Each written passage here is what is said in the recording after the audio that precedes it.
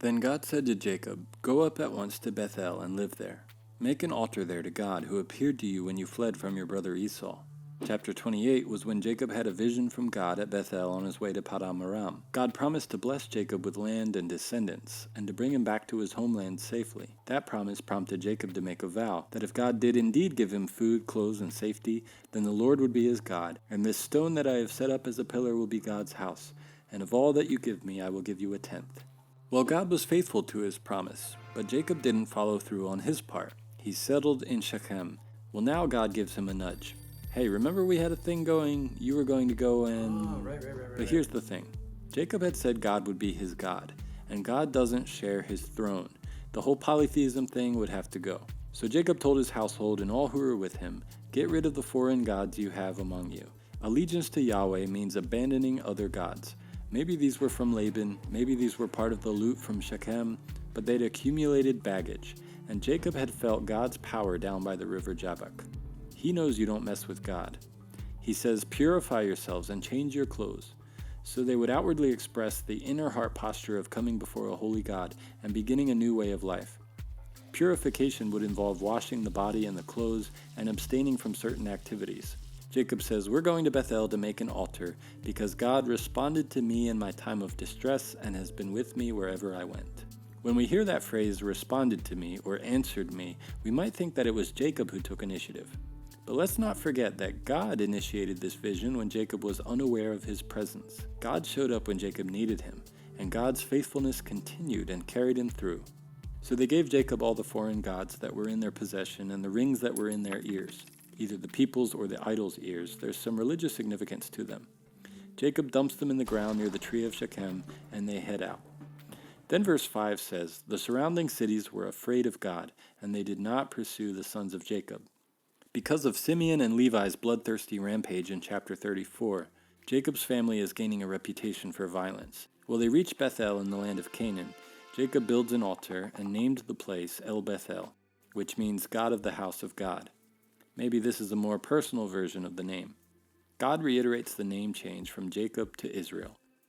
We're reminded that we're not only dealing with this individual Israel, but also the nation of Israel that is soon to come from this group of people. Then God said to him, "I am the sovereign God." That's the name El Shaddai, revealed to Abraham in chapter 17. "Be fruitful and multiply." Jacob's already had a ton of kids, but this blessing continues to the whole company of peoples with him. In fact, a nation, even a company of nations, will descend from you. Kings will be among your descendants. We're going to get the first taste of the kingly promise in this very chapter. Well, let's skip down to verse 16. They traveled on from Bethel, and when Ephrath was still some distance away, Rachel went into labor, and her labor was hard. When her labor was at its hardest, the midwife said to her, "Don't be afraid, for you are having another son." In chapter 30, she gave birth to Joseph and said, "May the Lord add to me another son." Well, now he's here, but she's dying. There's a sad echo of her words at the beginning of chapter 30. She said to Jacob, "Give me children or I'll die." Now she has 2 sons, but her story is at an end. With her dying breath, she named him Benoni, likely meaning son of sorrow or mourning. But his father called him Benjamin instead. Reuben, what is it? You just named your son son of my right hand, which sounds kind of pretentious. Yeah, and I'm just saying, it sounds like something you would name your firstborn, not that. Now, just a few verses ago, God said, "Kings will be among your descendants." And now Benjamin has taken his first breaths, and Israel's first king would be Saul from the tribe of Benjamin. Well, childbearing for Rachel is both a source of great sorrow and great hope for the future. Later biblical authors picked up on this interplay. When the Babylonian Empire takes Israel into captivity, they're taken from the same region where Rachel was buried, and the prophet pictures Rachel weeping again in sorrow.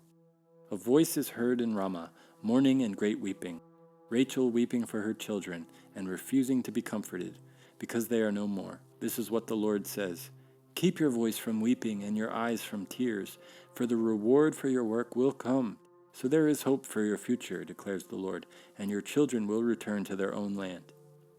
When we get to the New Testament, the Gospel writer Matthew picks up the same thread when he recounts King Herod's slaughter of infants. Right after the tragedy, he reports Mary, Joseph, and Jesus coming from Egypt back into the land, where hope is made alive once more.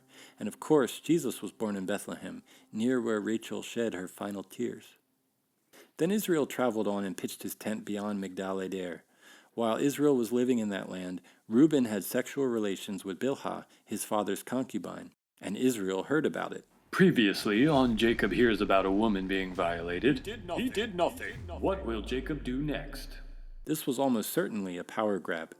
Reuben wants to take on his father's authority, and this was a subversive act. That's strange since Reuben was Jacob's firstborn from Leah anyway.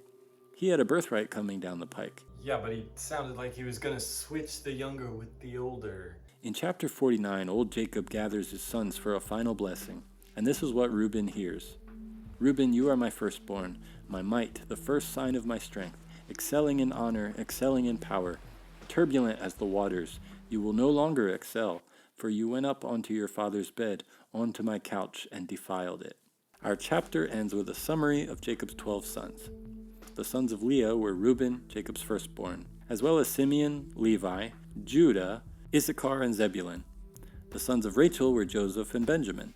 The sons of Bilhah, Rachel's servant, were Dan and Naphtali. The sons of Zilpah, Leah's servant, were Gad and Asher. These were the sons of Jacob who were born to him in Paddan Aram. So Jacob came back to his father Isaac in Mamre to Kiriath Arba, that is Hebron, where Abraham and Isaac had stayed. Isaac lived to be 180 years old. Then Isaac breathed his last and joined his ancestors. He died an old man who had lived a full life.